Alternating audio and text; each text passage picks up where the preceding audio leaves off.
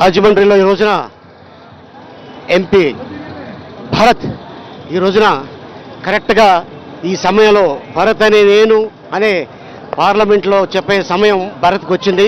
అలాగే వారితో పాటు కొవ్వూరు, అలాగే రాజమండ్రి రౌతు సూర్యప్రకాశ్రావు గారు, జగ్గంపూడి రాజా, అనపర్తి తానేటి వనిత గారు, నిడదోవలు గోపాల్పురం జిఎస్ నాయుడు గారు, అలాగే అనపర్తి నుంచి డాక్టర్ సూర్యనారాయణ రెడ్డి గారు వచ్చుకున్నారు. అలాగే ఎంతోమంది ఈ రోజున ఈ రాజమండ్రిలో ఇంత జనంతో పాటు చూస్తుంటే నిజంగానే వైఎస్ఆర్సీపీ అధికారంలోకి వచ్చేసిందా అని అనిపిస్తుంది. సో డెఫినెట్గా వైఎస్ఆర్సీపీకి అద్భుతమైన మెజార్టీ వస్తుందని నమ్మకం. అలాగే వైఎస్ఆర్సీపీకి గోదావరి జిల్లా కంచుకోట అవుతుందని నా నమ్మకం.